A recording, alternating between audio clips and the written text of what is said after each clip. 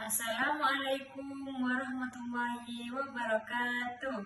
Perkenalkan, nama saya Siti Aisyah dengan NIM 2341010 426. Halo semuanya, apa kabar kalian? Semoga kalian sehat dan ceria dan bisa mendengarkan penjelasan dari saya. Baik, di sini saya akan menjelaskan tentang pembelajaran IPAS kelas 3 semester genap dengan judul Membangun Masyarakat yang Beradab. Dengan capaian pembelajaran, peserta didik mampu menjelaskan tugas, peran, dan tanggung jawab sebagai warga sekolah, serta mendeskripsikan bagaimana interaksi sosial yang terjadi di sekitar tempat tinggal dan sekolah. Tujuan pembelajaran: setelah mempelajari, membaca materi pada bab ini, siswa diharapkan mampu: yang pertama, mempelajari definisi, norma, dan adat istiadat. Yang kedua, membedakan peraturan, norma yang tertulis dan norma yang tidak tertulis. Yang ketiga, serta mendefinisikan norma dan pentingnya norma di dalam lingkungan masyarakat. Baik, apakah kalian tahu apa itu norma dalam adat istiadat? Baik, jika kalian tidak tahu, biar saya jelaskan apa itu norma dalam adat istiadat. Norma dapat berkaitan dengan berbagai aspek kehidupan, termasuk hubungan antar individu, pernikahan, dan lainnya. Di sini saya akan menjelaskan nilai-nilai budaya. Adat istiadat mencerminkan nilai budaya yang dianut.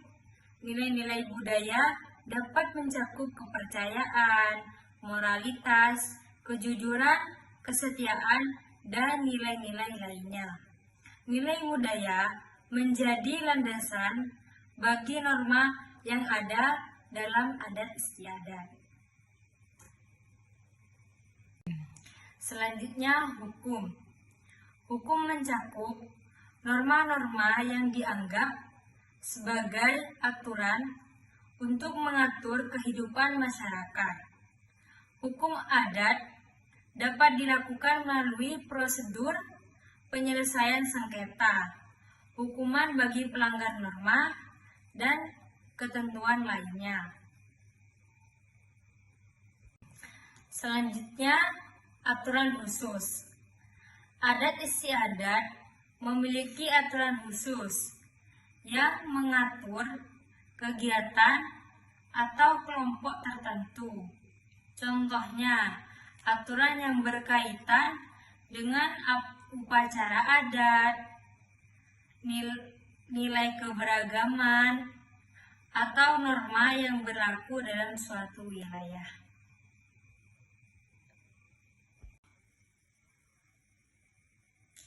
Setelah menjelaskan norma adat istiadat, selanjutnya macam-macam norma dalam adat istiadat daerahku. Norma dalam adat istiadat merupakan aturan tidak tertulis, tetapi semua anggota masyarakat di daerahnya mematuhi aturan tersebut. Macam-macam norma dalam adat istiadat sebagai berikut. Yang pertama, norma agama. Apa itu norma agama? Norma agama merupakan aturan-aturan yang dijalankan oleh masyarakat, yang sumbernya berasal dari Tuhan Yang Maha Esa. Norma ini biasanya berisi akan perintah yang harus dijalankan oleh seseorang. Contohnya dalam agama Islam tidak boleh meninggalkan sholat, zakat, dan puasa. Maksudnya tidak boleh meninggalkan sholat. Menurut agama Islam, sholat itu wajib bagi seluruh umat manusia dan umat manusia di dalam agama Islam. Yang kedua, puasa. Puasa juga wajib bagi agama Islam di bulan Ramadan. Dan yang terakhir, zakat. Zakat tidak wajib, yang wajib bagi orang yang mampu.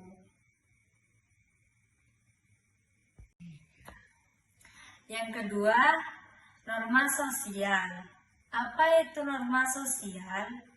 Norma sosial yakni mengatur interaksi antar individu dalam masyarakat.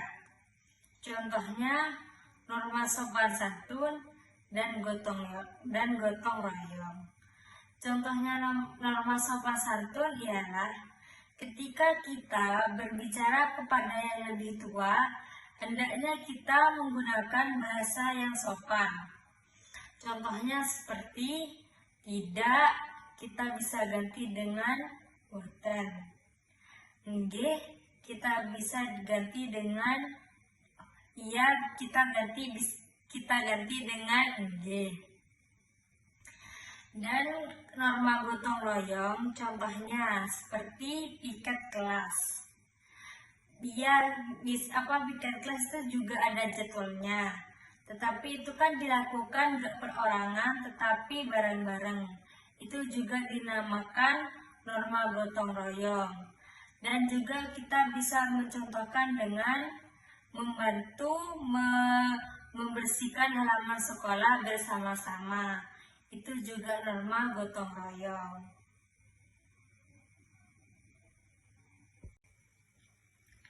Yang ketiga, norma adat. Apa itu norma adat? Norma adat menjadi bagian dari tradisi warisan budaya setempat. Norma adat mencakup tata cara pernikahan, upacara adat, atau aturan-aturan terkait dengan peraturan pakaian adat. Contohnya tradisi siraman adat Jawa sebelum pernikahan, tedak sinten, dan siraman 7 bulanan. Tedak sinten biasanya dilakukan ketika bayi sudah berumur 7 bulan. Dan siraman 7 bulan ketika usia kandungan 7 bulan.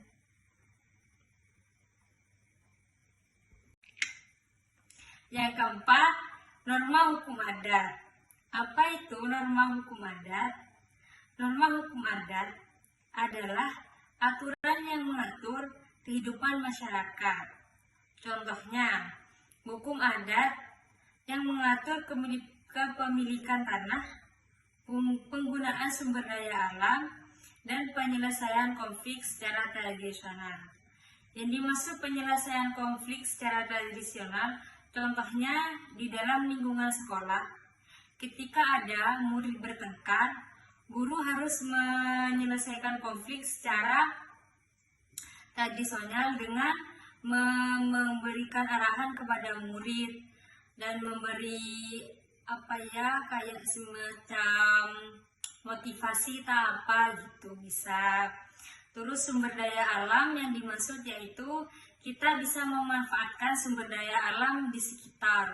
Contohnya seperti air sumber dari pegunungan, kita bisa memanfaatkan dengan untuk memasak, diminum.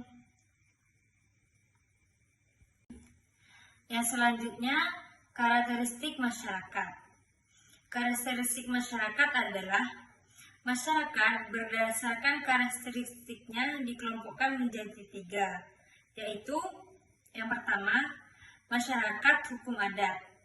Masyarakat hukum adat adalah sekelompok orang yang secara turun-temurun berkemukiman di wilayah geografis tertentu di daerah Kesatuan Republik Indonesia karena adanya hal-hal berikut. Yang pertama, ikatan pada asal-usul leluhur, artinya mereka berasal dari nenek moyang yang sama. Mereka menjaga tradisi dan kebiasaan yang sudah diwariskan sejak dulu. Yang kedua, hubungan yang kuat dengan tanah dan alam. Maksudnya, mereka sangat mencintai dan menjaga tempat tinggalnya, seperti hutan, sungai, dan tanah karena itu sumber kehidupan mereka. Contohnya menjaga sungai, jadi kita tidak boleh mencemari sungai itu, tidak boleh membuang sampah, karena kita bisa memanfaatkan dengan kita mengambil ikannya. Hutan juga ya, kita tidak boleh sembarangan membakar hutan, karena kita juga bisa memanfaatkan dengan mengambil kayu bakarnya. Dan tanah, kita juga bisa memanfaatkan dengan menanamkan sayur-sayuran, seperti itu. Yang ketiga, peranata pemerintah adat, artinya mereka punya pemimpin sendiri, seperti kepala adat, tetua adat, yang mengatur dan menolong masyarakat jika ada masalah. Contohnya seperti kepala desa, RT, dan RW.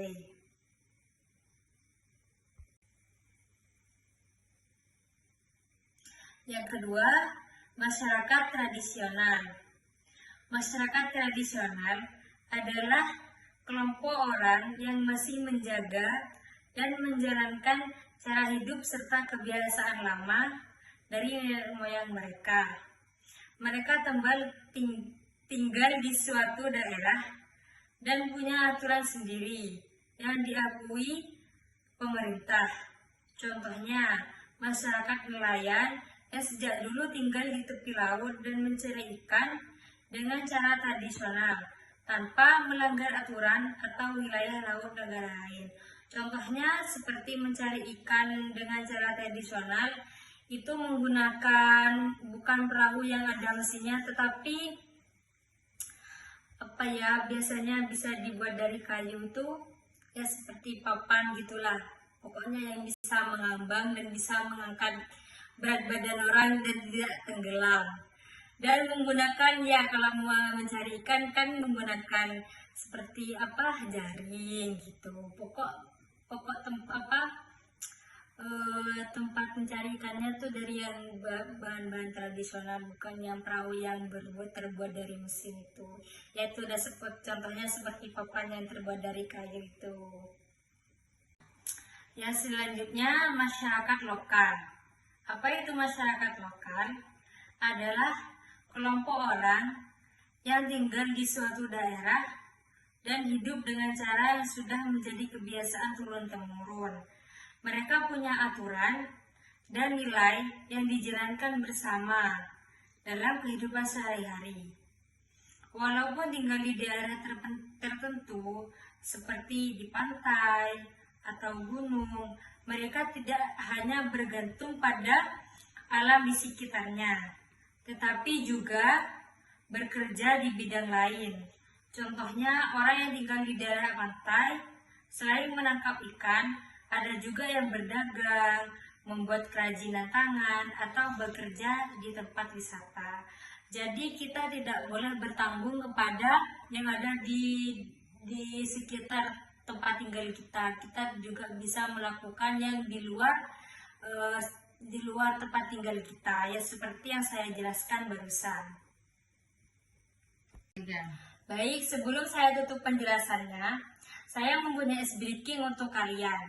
Biar kalian mendengarkan penjelasan saya tidak bosan, saya beri kalian ice breaking yang berjudul Adat Istiadat Daerahku dengan Instrumen Gamelan. Baik, kita bisa menyanyi bersama. 1, 2, 3. Ayo kita mulai ice breakingnya. Bisa kita nyanyi bersama.